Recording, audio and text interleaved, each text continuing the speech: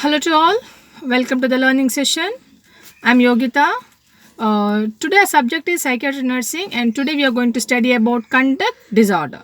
So now let us see what is this conduct disorder. Conduct disorders means there will be a problem in your behavior.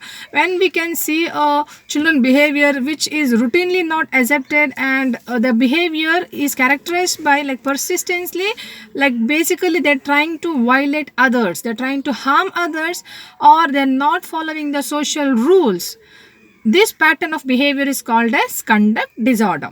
We can see some children, yeah, adult teenagers in a society, like they're having this personality problem. They're involved in the antisocial activities. They are having this criminal background, or they involve themselves in the criminal activities where they don't bother about other people. So definitely they're trying to harm others, like it may be a physical, yeah, sexual harassment. So this kind of behavior is known as conduct disorder. Now, what's the etiology for this conduct disorder? Now, the if you see the genetic factor, like maybe of parents, a father who is alcoholic, or the father has this personality disorder, and definitely there is a chance that his children may develop this conduct disorder.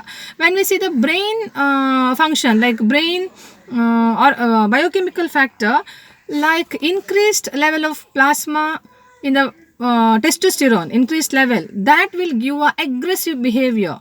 And we can see this behavior, this conduct disorder is 5 to 10 times more common in boys compared to the girls. And organic factors, where we can see that damage in the brain damage or epilepsy is a more common reason where the children can develop conduct disorder. And apart from that, a very important cause is psychosocial factors. These factors are more triggering factors in a children's life or teenagers to develop this conduct disorder.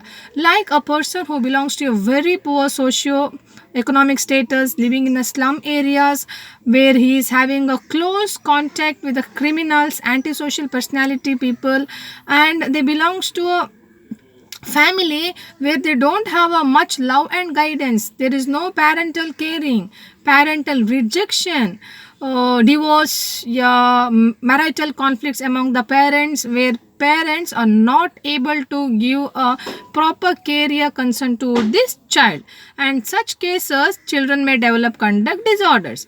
As well as if they belongs to very low socioeconomic causes where they don't have a money, in that case they may involve themselves in a criminal activity to earn money, so that somehow they will get all the basic needs, they'll get a luxurious life in a shortcut way, in a easiest way. They want to earn everything so that they can have a luxurious life.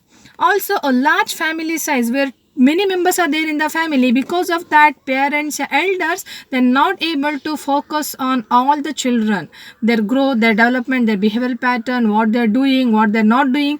They're not able to have a count on that.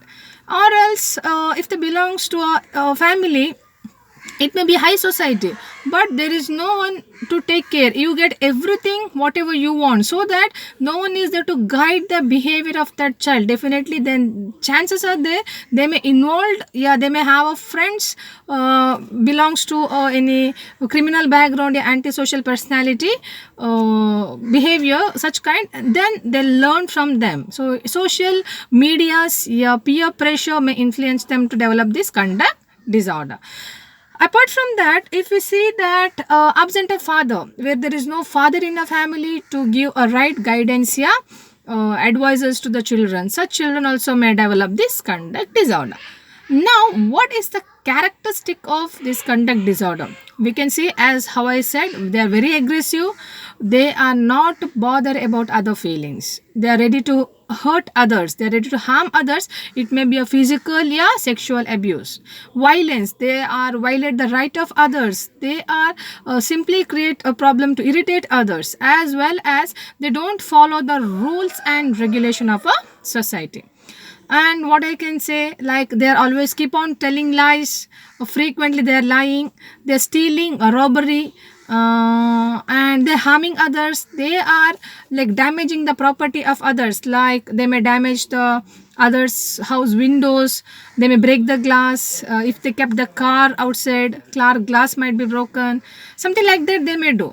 Or else even social rules they may not follow, where they also damage the social properties like street light, something like that. They feel pleasure, they get happiness when they harm all these things.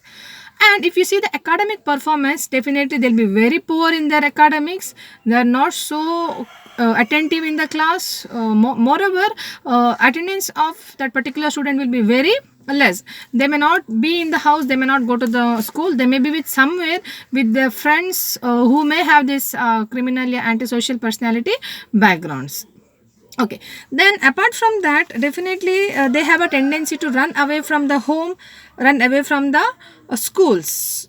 Okay, what else? Definitely they feel much more pleasure deliberately destroying the other's property. So this is a clinical feature, a characteristic of conduct disorder child. Definitely we can see this disease before the age of 18s, or very like teenagers, young adults, in puberty age we can see this conduct disorder problem. Now how we can diagnose? See, definitely we require a constant observation of that child, and routinely if the child is behaving same, then we can diagnose that particular child is having conduct disorder. Now at least like constantly their behavior will be changed. Like everyone does the mistake, like even we do the mistake. Sometimes it may by mistake, yeah, without a knowledge, we did something wrong, we harmed others property, then we apologize, we are sorry for that. But if the child is constantly hurting others, damaging others property, stealing something constantly, when they go to the school daily they will steal pen, pencil, something, and come constantly, daily, regularly, same kind of behavior, routine basis they behave the same, then we can say that definitely the child is having conduct disorder. Now how we can manage? Definitely we can't give 2-3 medication and tell them that you take this medicine, within 3 days you'll be okay. No, it takes long time. Now the thing is, the basic cause can be treated. If the child is having any infection like epilepsy, in that case anticonvulsant drug can be given, or any psychotic symptom, antipsychotic drug can be given. So underlying cause treatment can be given. Now apart from that, it's very important that we will give a behavioral therapy to the child so that we can mold their behavior. We will do a individual therapy, we can give a counseling and guidance to the child so that we can try to change their behavior. We can make a role play psychodrama so that we get involved themselves in such place, then we can change their behavior as well as emotional pattern. Always will have a keen observation about the child, with whom they will mingle, who their friends are, and how they will behave. So also we should provide a calm and quiet environment so that there is no triggering factor in the environment which will make them to raise their behavior, or they'll become very aggressive. So calm and quiet environment, close supervision, and nurse must understand before they react, so that we'll understand the indication that yes, the child is going to be aggressive. Once we know this, it will be easy for us to handle the child. A very important thing is that we'll inform the parents regarding this conduct disorder, so parents are aware now. Yes, my child is having conduct disorder, then parents will get a sufficient information regarding the condition so that they can handle the child in a better way. This is the best option, that we will train the parents, will educate the parents regarding conduct disorder and how to handle such children, so that the child will get a better care, as well as the child will get a better guidance and support from the family, so that definitely we can mold the behavior of that child, so that we can change their conduct disorder. We can bring a right pattern of behavior to that child. Okay, this is all about conduct disorder. I hope you understood. The concept is very simple. Conduct disorder is nothing but change in their behavior, so that basically they violate others, yeah, harm others. So any doubt or any questions you can leave in the comment box, so that I can improve, as well as I can help you out to study in a better way. Thank you.